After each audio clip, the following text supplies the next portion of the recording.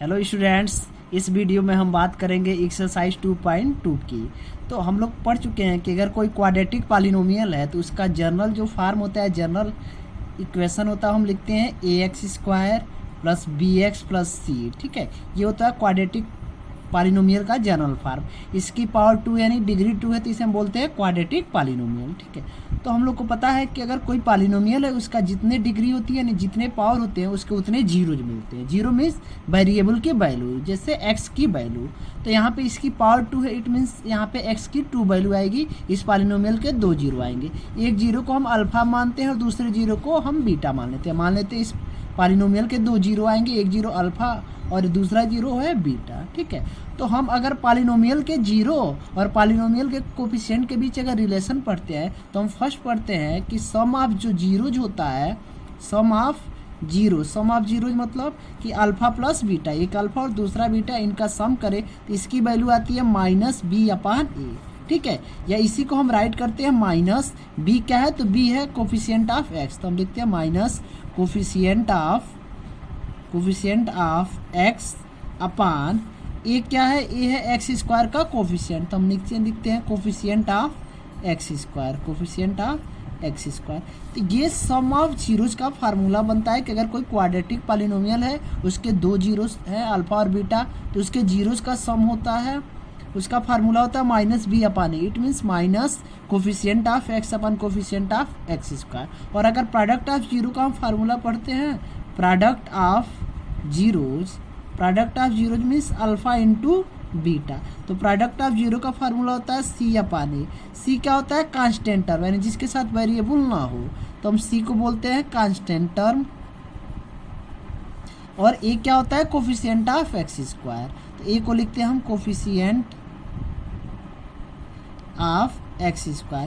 तो product of zero का formula बनता है c/a। It means product of zero equal to होता है constant term upon coefficient of x²। तो ये क्वाड्रेटिक पॉलिनोमियल के लिए जीरोज और कोफिशिएंट के बीच रिलेशन होता है। Sum of zero equal to होता है minus coefficient of x upon coefficient of x², और product of zero equal to होता है constant term upon coefficient of x²। ठीक है, अब मान लो अगर कोई हमको पॉलिनोमियल है उसके 2 जीरोज दिए हैं अल्फा और बीटा। हमको बोले कि अगर एक पॉलिनोमियल है जिसके जीरोज हैं अल्फा और बीटा, तो आप इसके लिए क्वाड्रेटिक पॉलिनोमियल राइट करो। तो अगर कोई क्वाड्रेटिक पॉलिनोमियल जिसके जीरो अल्फा और बीटा हो तो उस क्वाड्रेटिक पॉलिनोमियल का फार्मूला होता है x² minus sum of zero means alpha plus beta into x plus product of zero यानी अल्फा इंटू बीटा। यानी क्वाड्रेटिक पॉलिनोमियल राइट करने के लिए हम फार्मूला राइट करते हैं x² minus sum of zeros, जो जीरो दिया उसका सम करते हैं, sum of zeros into x plus product of zeros, यानी जो जीरो दिया होता है उसका हम प्रोडक्ट करते हैं, प्रोडक्ट ऑफ जीरो। जैसे एग्जांपल की बात करिए कि मान लो हमको गिवन है कि कोई क्वाड्रेटिक पॉलिनोमियल राइट करना है जिसके जीरोज 2 और 3 हैं। हमसे बोले कि ऐसा क्वाड्रेटिक पॉलिनोमियल राइट करो जिसके जीरोज 2 और 3 है। तो क्वाड्रेटिक पॉलिनोमियल हम राइट करते हैं x² माइनस क्या होता है, सम ऑफ जीरो मतलब 2 + 3 इंटू क्या होता है x प्लस होता है प्रोडक्ट ऑफ जीरो मीन्स 2 × 3। तो ऐसा क्वाड्रेटिक पॉलिनोमियल जिसके 0, 2 और 3 है वो पॉलिनोमियल हो जाएगा x² माइनस 2 + 3 क्या हो जाएगा 5x और प्लस ये क्या हो जाएगा 6। तो एक ऐसा क्वाड्रेटिक पॉलिनोमियल जिसके जीरोज 2 और 3 है वो क्वाड्रेटिक पॉलिनोमियल क्या हो जाएगा x² माइनस 5x प्लस 3। तो इसी फार्मूले पे हम लोग एक्सरसाइज 2.2 को सॉल्व करेंगे। तो हम बात करेंगे एक्सरसाइज 2.2 के फर्स्ट क्वेश्चन की। अगर हम एक्सरसाइज 2.2 के फर्स्ट क्वेश्चन की बात करें तो इसमें गिवन है find the zeros of following polynomials.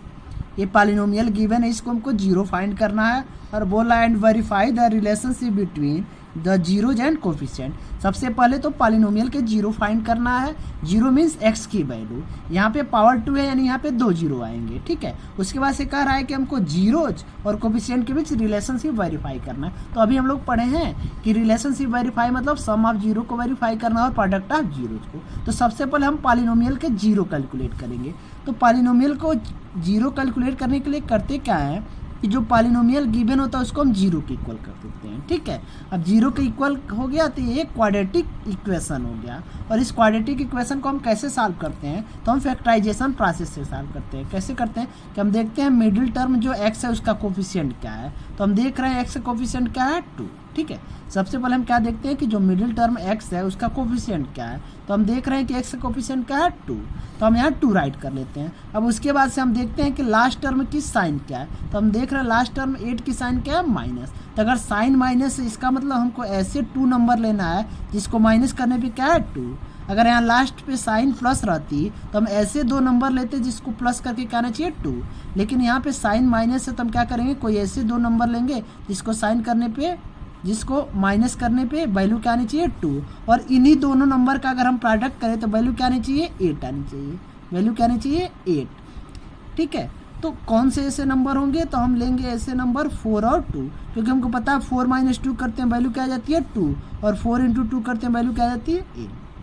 ठीक है, बात क्लियर है कैसे करते हैं। हम सबसे पहले देखेंगे कि पॉलिनोमियल में जो मिडिल टर्म x है उसका कोफिशिएंट क्या है, तो हम देख रहे हैं x का कोफिशिएंट क्या है 2, तो हम 2 राइट कर लेंगे।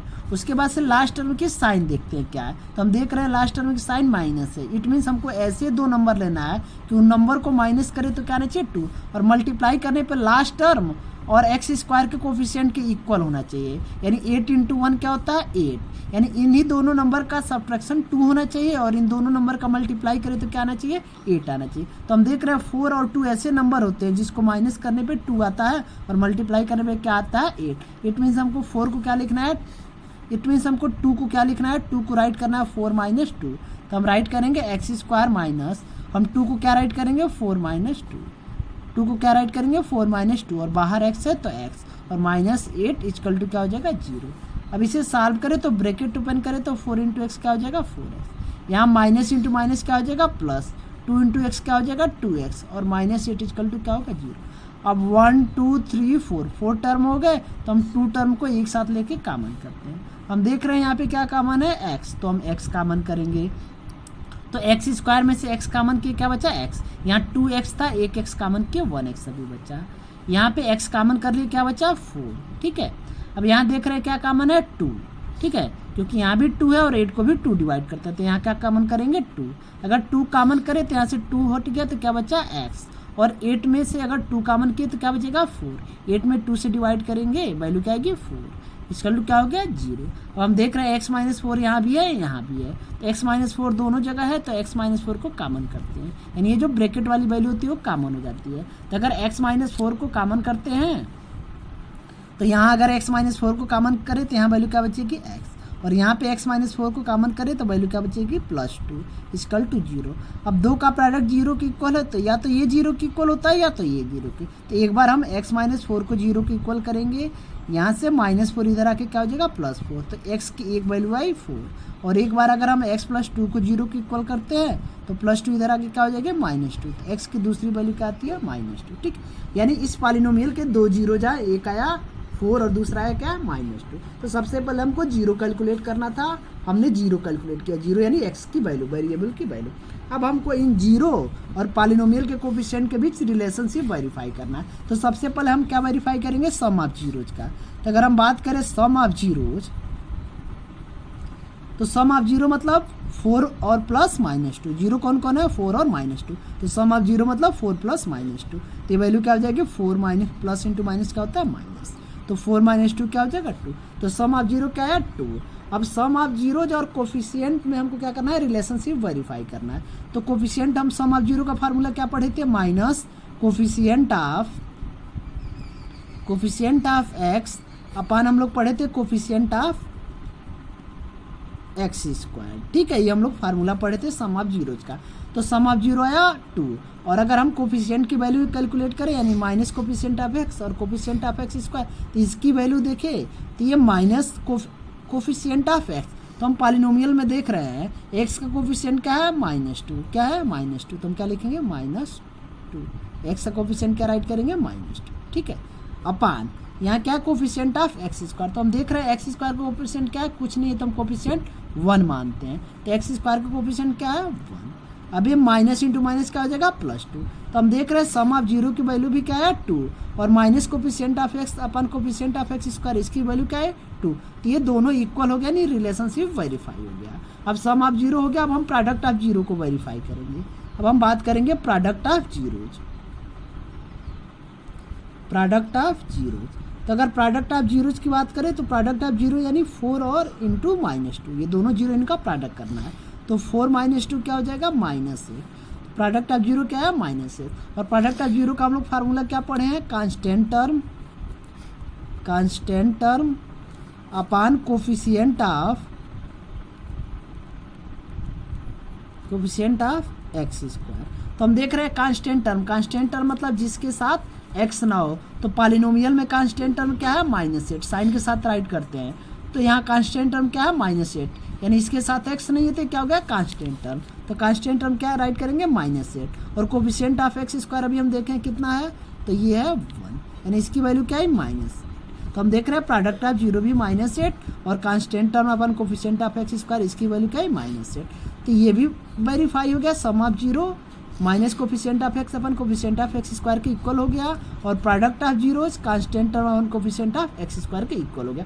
तो ये जीरोज ठीक है और कोफिशिएंट इनमें रिलेशनशिप वेरीफाई हो गया, सम ऑफ जीरो का और प्रोडक्ट ऑफ जीरोज।